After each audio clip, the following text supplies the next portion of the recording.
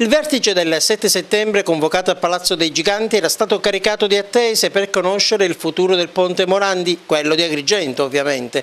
Tutti attorno ad un tavolo, istituzioni e enti interessati per capire i nuovi scenari, compresa l'ipotesi che si è fatta strada dopo gli eventi luttuosi di Genova della demolizione. Ma l'ANAS mette le mani avanti. Saranno sufficienti le opere di consolidamento già previste e il viadotto Acragas 1 potrebbe essere riaperto a pieno regime, superando così le attuali criticità manifestate dall'infrastruttura.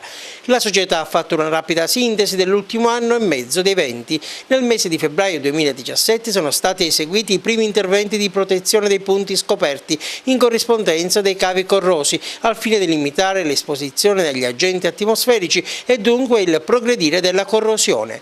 Alla fine di maggio dello stesso anno sono stati avviati i lavori di manutenzione straordinaria dei viadotti Acragas 1 e 2. L'intervento, che prevedeva il consolidamento di alcune travi di bordo degli impalcati e il risanamento corticale di alcune porzioni delle solette, ha reso possibile la riapertura dell'Acragas 2 nel mese di luglio 2017, con le limitazioni di carico in particolare. Questo tratto è stato privilegiato e riaperto prima, spiegano dall'ANAS, perché consente un veloce collegamento tra la parte bassa e il centro della città di Agrigento, con un conseguente snellimento delle vie cittadine limitrofe.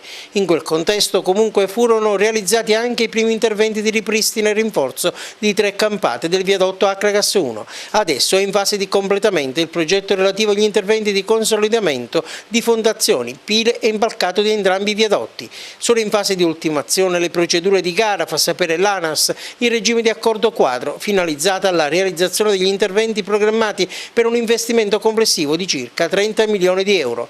L'avvio dei cantieri è previsto entro la fine dell'anno in corso. Al termine di questo ulteriore intervento sarà possibile riaprire al traffico la circolazione anche sul viadotto Acragas 1 e fin qui le valutazioni di natura tecnica e strettamente pratica. Si apre poi una seconda parentesi. L'ANAS, si legge in coda alla nota, sta approfondendo con il Comune di Agrigento alcune valutazioni legate al miglioramento dell'impatto paesaggistico ottenibile attraverso la demolizione del solo viadotto Acragas 1 e la realizzazione di una viabilità alternativa di fondovalle, ipotizzata tramite il potenziamento di una viabilità esistente e un tratto in nuova sede.